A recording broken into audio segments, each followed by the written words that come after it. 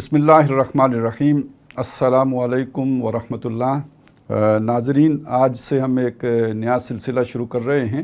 اور یہ در حقیقت کوئی جو بھی دوران ہفتہ کچھ واقعات ہوا کریں گے اس پر ایک مختصر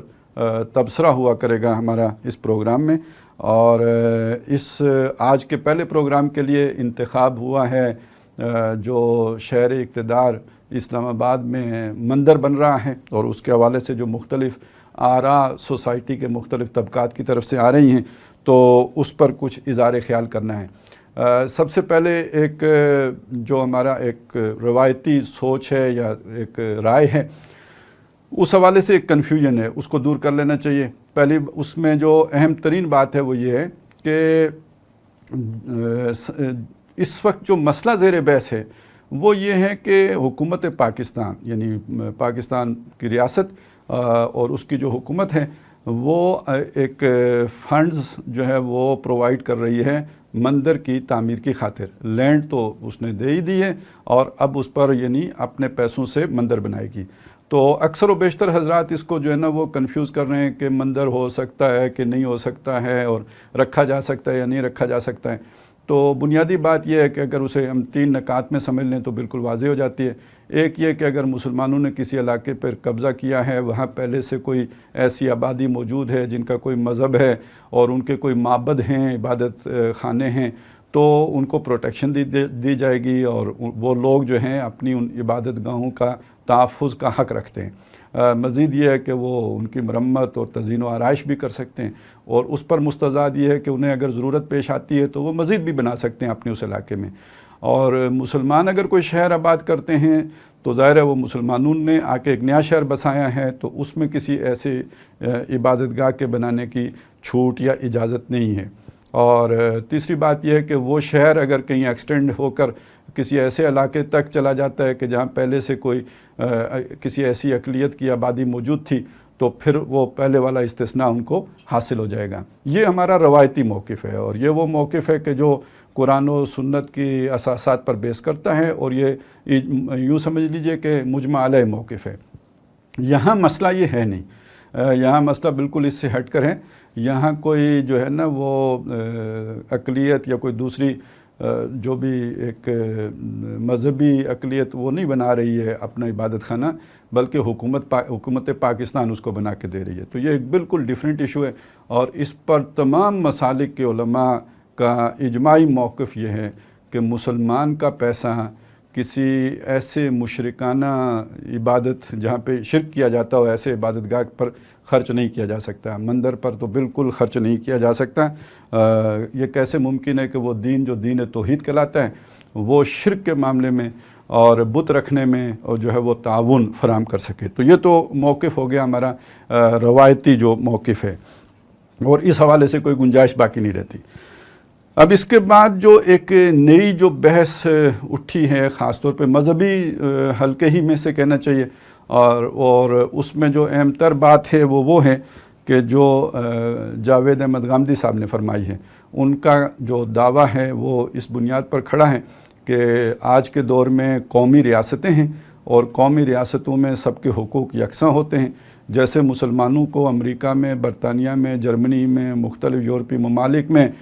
مسجدیں بنانے کا حق حاصل ہے، ایسے ہی مسلمان مملکتوں کے اندر جو ہندو ہیں یا پارسی ہیں یا سکھ ہیں یا عیسائی ہیں یا کہیں اگر یہودی رہتے ہوں تو ان کو اپنی نئی عبادت گاہیں بنانے کا بھی اسی طرح حق حاصل ہے۔ تو بظاہر اس یعنی قومی ریاست کے اعتبار سے ان کی بات خاصی وزنی محسوس ہوتی ہے اور اپیلنگ ہے۔ تو ہمارا تھوڑا ٹائم زیادہ شاید اسی پر صرف بھی ہوگا۔ تو سب سے پہلے بات یہ دیکھنی چاہیے کہ غامدی صاحب یہ بات کہاں بیٹھ کر رہے ہیں۔ وہ کہیں ایران میں یا ترکی میں یا یہ کہ کسی ایسے ملک میں بیٹھ کر نہیں کر رہے کہ جو اپنے نیشنلزم کی وجہ سے وجود میں آیا ہو۔ پاکستان کا معاملہ ہم سب جانتے ہیں بہت خاص ہے، اور اس خاص کے اعتبار سے خاص ہے ترکیب میں قوم رسول ہاشمی۔ تو اور اس کا تو یعنی یوں سمجھیے کہ دین و مذہب اس کو گھٹی میں پلایا گیا ہوا ہے۔ تو اس اعتبار سے غامدی صاحب کی اس بات کو جو ہے ذرا دوسرے پس منظر میں، پاکستان کے پس منظر میں دیکھنا ضروری بنتا ہے۔ تو سب سے پہلے ویسے تو غامدی صاحب کے موقف کی بعض اوقات کم از کم یعنی میں تو فہم حاصل کرنے میں ناکام ہو جاتا ہوں جب یہ دیکھتا ہوں کہ جب اس طرح کی بات ہوتی ہے تو غامدی صاحب ایک اصولی قومی ریاست کا تصور پیش کرتے ہیں جس میں قومی ریاست کو مذہب سے کوئی دخل نہیں ہوتا، اور جب کبھی بات ایسی آ جائے کہ جی جہاد کا اعلان کون کرے گا تو وہاں پہ وہ بہت بڑے ایڈوکیٹ بن کے کھڑے ہوتے ہیں کہ جہاد کا اعلان تو ریاست کرتی ہے، اسلامی ریاست کا حق ہے کہ وہ جہاد کا اعلان کرے، کسی اور کو یہ حق تفویض نہیں کیا جا سکتا۔ پھر یہیں پہ نہیں رکتی بات یہاں سے بھی بہت آگے جاتی ہے۔ ابھی پچھلے دنوں سبھی کو معلوم ہے کہ جب وہ کورونا کا مسئلہ ہوا تھا تو غامدی صاحب نے جو اس کا حل پیش کیا تھا وہ یہ کہ ایوان صدر میں جو ہے وہ جماعت کا اہتمام ہو اور باقی آن لائن سارے جو ہے اس کے ساتھ منسلک ہو جائیں اور سب پیچھے صدر صاحب کے منہ میرا طرف خانہ کعبہ شریف نماز ادا کر لیں۔ تو مطلب ایک وقت میں یہ ایک مذہبی ریاست بن جاتی ہے، ٹھیک دوسرے وقت میں جو ہے وہ جب ضرورت پیش آتی ہے تو قومی ریاست بن جاتی ہے۔ تو اس طرح ہم دیکھتے تو ہیں، صحافیوں کو بھی کرتے ہوئے دیکھتے ہیں، سیاستدانوں کو بھی کرتے ہوئے دیکھتے ہیں، لیکن جن لوگوں کا مذہبی پس منظر ہو توقع یہ رکھتے ہیں کہ وہ اپنے استدلال کو کسی ایک ہی مضبوط اساس کے اوپر قائم کریں، ضرورت کے مطابق اسے عدل بدل نہ کر لیا کریں۔ پھر یہ بھی بہرحال ایک بہت ہی اہم سوال ہے کہ قومی ریاستیں ہیں، اور جتنی بھی قومی ریاستیں ہیں تو ان کا اپنا اپنا ایک پس منظر ہے۔ یہ جو قوم پاکستان میں بستی ہے یہ پاکستانی قوم کہلائے گی، یعنی قومی ریاستوں کا تصور تو یہی ہے نا، یہ پاکستانی قوم ہونی چاہیے۔ تو پاکستانی قوم ہونے سے پہلے یہ ہندوستانی قوم تھی، اور اس وقت کے علماء نے یہ بات کہی بھی تھی کہ ہم ایک ہی قوم ہیں اور قومیں اوطان سے بنتی ہیں، کہ جس پر پھر علامہ اقبال تک کو بھی تنقید کرنی پڑی تھی اور بہت سخت باتیں بھی ان کی طرف منسوب کی گئی ہیں۔ تو اب سوال یہ کھڑا ہوتا ہے کہ غامدی صاحب یہ اگر وضاحت فرما دیں تو اشکال رفع ہو جائے گا کہ یہ جو قوم ہے یہ پاکستان بننے سے پہلے وجود میں آئی ہے یا پاکستان بننے کے بعد وجود میں آئی ہے۔ تو بعد وجود میں آئی ہے تو وہ جو دو قومی نظریہ تھا وہ کیا تھا جس کی بنیاد پہ پاکستان بنا ہے، اور اگر وہ پہلے سے وجود رکھتی تھی جبکہ پاکستان ابھی تھا نہیں تو اس کی اساس کیا تھی؟ پاکستان تو تھا ہی نہیں تو اساس تو پاکستان نہیں ہو سکتا، تو وہ اساس اسلام کے علاوہ کچھ بھی نہیں تھی۔ تو حقیقت یہ ہے کہ یہ قوم پاکستان بننے سے پہلے اپنا ایک وجود رکھتی تھی اور اس کا وہ جداگانہ ایک تشخص تھا، اور قائد اعظم نے فرمایا تھا کہ دنیا کی ہر تعریف کی روح سے مسلمان ایک علیحدہ تشخص رکھنے والی ایک مکمل قوم ہے۔ تو یہ قوم جس بنیاد پر بنی تھی، جس اساس پر کھڑی تھی، وہ اساس در حقیقت نظریہ توحید اور اسلام ہے۔ بازو تیرا توحید کی قوت سے قوی ہے، اسلام تیرا دیس ہے، تو مصطفی ہے۔ تو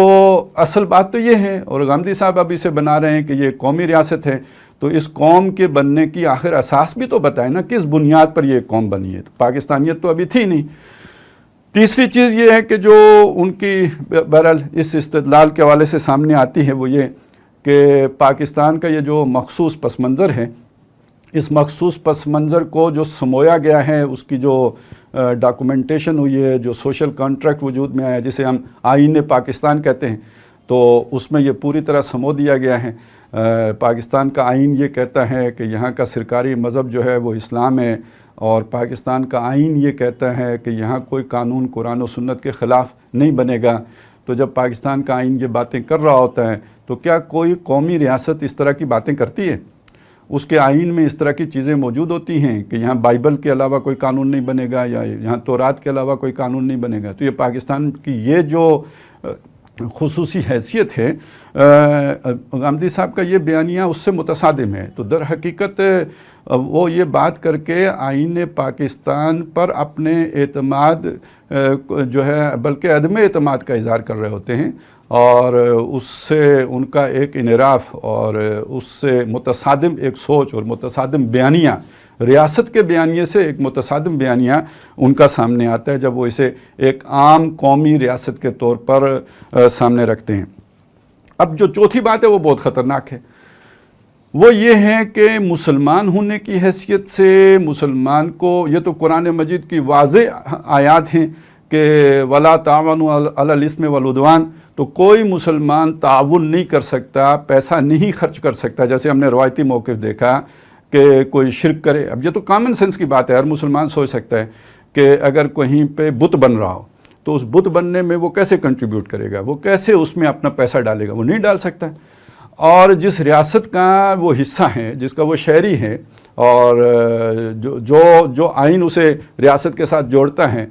تو وہ ریاست جو ہے یہ حق رکھتی ہے کہ اس کے پیسے کو بت پرستی پر خرچ کرے اور اس سے بت بنائے. تو یہ فرد اور اس کی اجتماعیت کے درمیان ایک تضاد پیدا ہو گیا ہے، دونوں کی سوچوں میں ٹکراؤ پیدا ہو گیا ہے. تو یہ تو ریاست کو عدم استحکام سے دوچار کرنے کا باعث ہے، اور یہ ایک اعتبار سے فرد کو ریاست کے جو غامدی صاحب بیانیہ دے رہے ہیں اس سے کے ساتھ ایک ٹکراؤ کی کیفیت میں لے جانے والی بات ہے.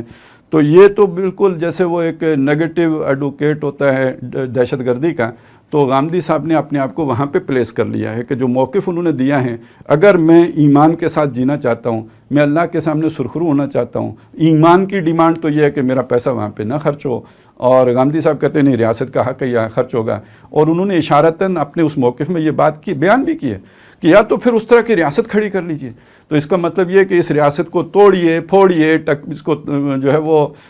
ختم کیجئے اور پھر اپنی مرضی کی ریاست کھڑی کر لیجئے. تو یہ تو مرحلہ سر ہو چکا ہے جناب. ہم نے ہندوستان کو توڑ پھوڑ کر، اور ابھی تک وہ ہندو بیچارے اپنا وہ زخم چاٹ رہے ہیں. تو یہ پاکستان اسی مقصد کے لیے بنایا تھا. تو اس کی بنیاد در حقیقت جو ہے وہ عام سیکولر ریاستوں کی طرح قومی ریاست کی نہیں ہے، خاص ہے ترکیب میں قوم رسول ہاشمی، اور خاص طور پر مملکت خدا داد پاکستان. اور اب تو وہ ریاست مدینہ والا معاملہ اتنا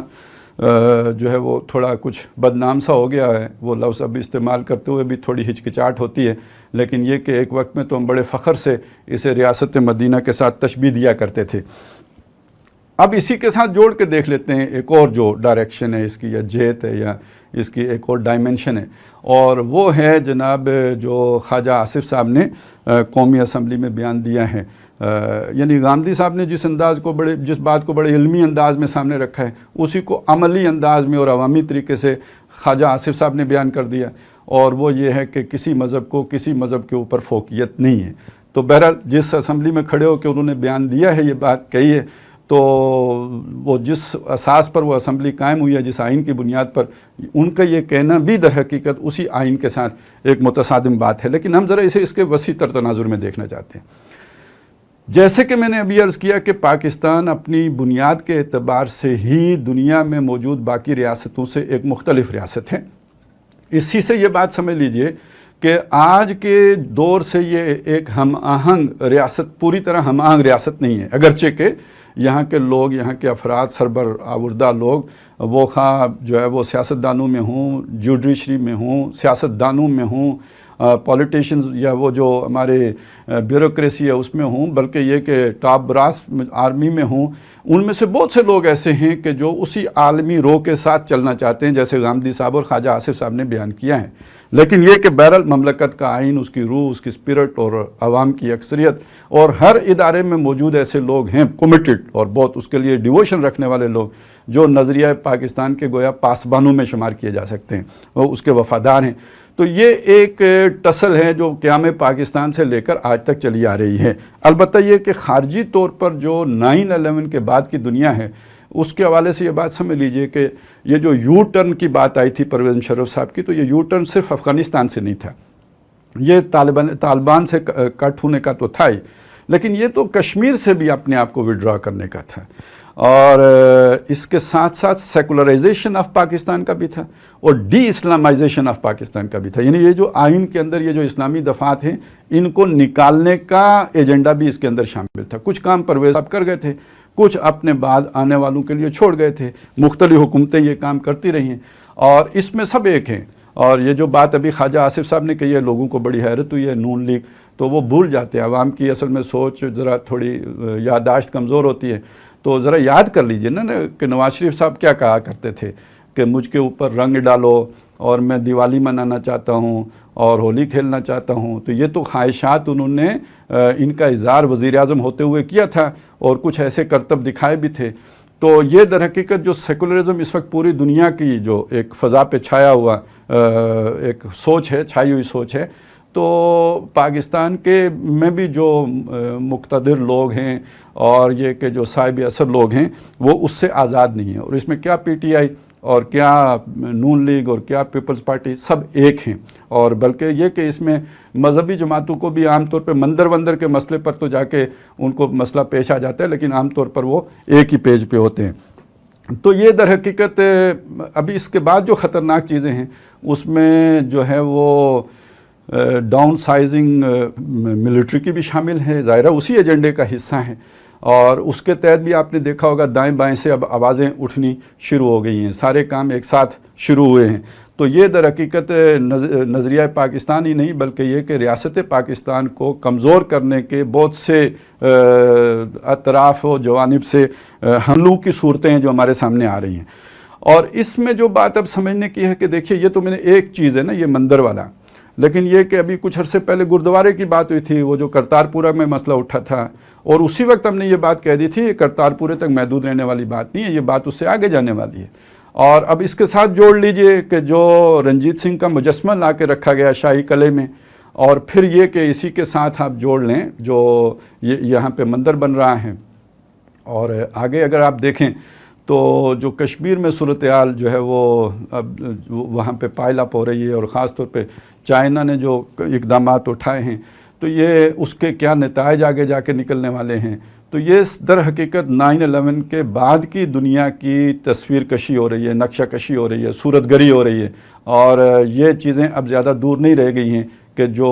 ایک یوں سمجھے کہ ایک بڑی جھڑپ کی صورت اختیار کرنے والی ہیں، شاید جغرافیے تک تبدیل ہو جائیں۔ تو یہ معمولی باتیں نہیں ہیں، معمولی واقعات نہیں ہیں، ایک بہت بڑے جو ہے نا وہ جسے ہم کہہ سکتے ہیں گریٹر پلان کا حصہ ہیں، ماسٹر پلان کا حصہ ہیں، اور اس کی یہ جزوی چیزیں کچھ اشارات ہیں جو سامنے آ رہے ہیں۔ تو اس میں اب بہرحال یہ سارے جو اس کا پس منظر اور بیک گراؤنڈ رکھنے کا مقصد یہ ہے کہ چیزوں کو صرف اس تناظر میں نہ دیکھا جائے کہ یہ کسی ایک فرد کی رائے ہے یا یہ کہ بس یہ ایک مندر کا چھوٹے سے مندر کا مسئلہ ہے، بلکہ یہ کہ یہ اس وسیع و عریض ایجنڈے کا حصہ ہے کہ جو 9/11 کے بعد درجہ بدرجہ آہستہ آہستہ آگے بڑھ رہا ہے، اس لیے کہ بہرحال پاکستان ایک نیوکلر پاور ہے، اور اس میں ڈی نیوکلرائزیشن آف پاکستان کا پروجیکٹ بھی اس میں شامل ہے۔ تو بہرحال یہ شاید 2020 اس کی تاریخ طے تھی، تو اب تو وہ 2020 کے بھی 6 مہینے گزر گئے، تو 1-2 سال اس میں ایکسٹینڈ ہو سکتے ہیں۔ باقی یہ کہ بڑی تیزی کے ساتھ جو ہے وہ اقدامات اٹھائے جا رہے ہیں کہ جو اس وسیع ایجنڈے کا حصہ تھے۔ تو اللہ تعالیٰ ہمیں جو ہے ان چیزوں کو سمجھنے کی توفیق عطا فرمائے، اور ساتھ ہی یہ کہ آنے والے حالات جو ہیں اس میں ہماری درست رہنمائی فرمائے، اور ہمیں جو ہے وہ اپنے ساتھ وفادار رہنے کی توفیق عطا فرمائے۔ سبحان اللہ والحمد للہ